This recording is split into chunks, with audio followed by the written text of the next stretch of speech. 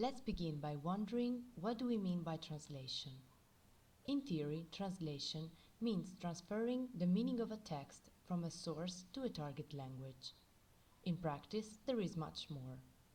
Let's suppose, for instance, that an Italian translator has to translate the expression "it's raining cats and dogs." He can't translate it literally into piovono cani e gatti, because it would not make any sense. Instead, he has to find an expression that is able to transfer the same meaning as the original one.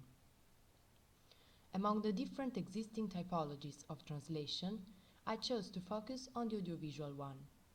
We could define audiovisual translation as a huge jigsaw puzzle composed of many pieces, all slightly different from each other, but still essential to complete the picture. My paper focuses on a particular form of translation that, through films, TV series, and all the programs that every day are broadcast on our screens, has become an integral part of daily life. Audiovisual translation allows us to translate the original dialogues of audiovisual products with their verbal, visual, and auditory contents. Now I'm going to introduce the important element of accessibility. The accessibility of a product is determined by its level of usability by people with visual or auditory deficits. The objective we should all fight for is for audiovisual material broadcast on our screens to be adapted to whichever typology of users, because accessibility must be a right and not an option. Among the several methods of linguistic transfer through which audiovisual translation is expressed, I decided to analyze the audio description, the adaptation, the subtitling, and the fansubbing phenomenon. Now I would like to focus on a very singular kind of translation, audio description. This form of translation is used for the benefit of people with sight impairments. However, not everybody knows what this particular practice means. Audio description is the translation of the visual aspects of a product for visually impaired and blind people. This type of description is interwoven into the silent intervals between dialogues, sound effects, or commentaries.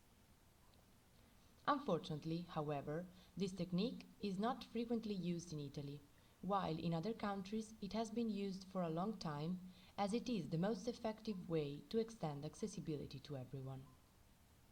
The next step is the fundamental practice of adaptation, a very important process that makes it possible to transmit a movie dialogue from one language to another.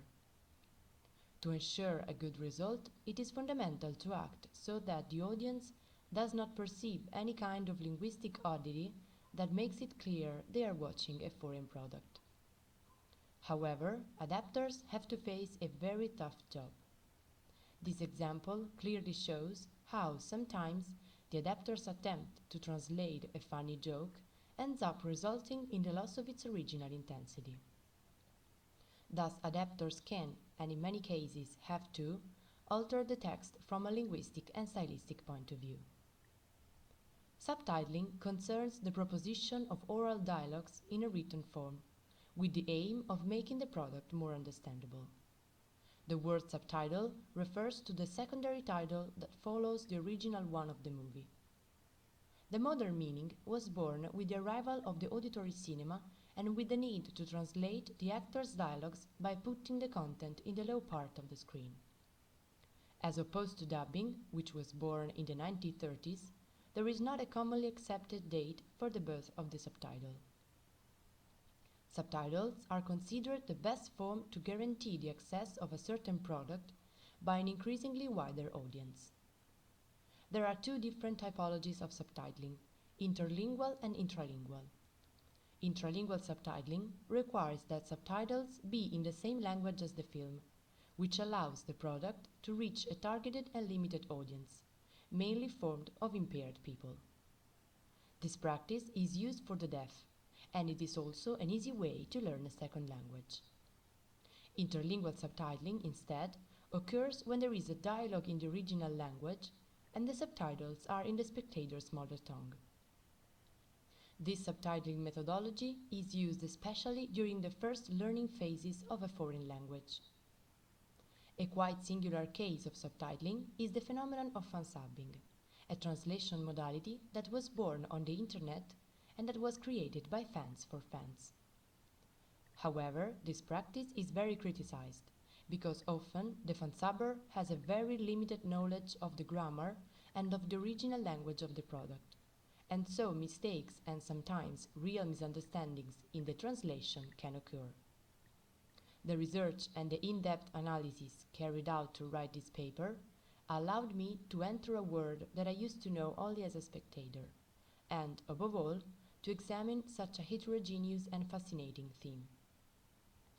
Hence, from now on, when watching audiovisual products, I will have more tools to examine them with different eyes, aware of the fact that they are not translated as if by magic, but that they hide a lot of work, effort, and above all passion.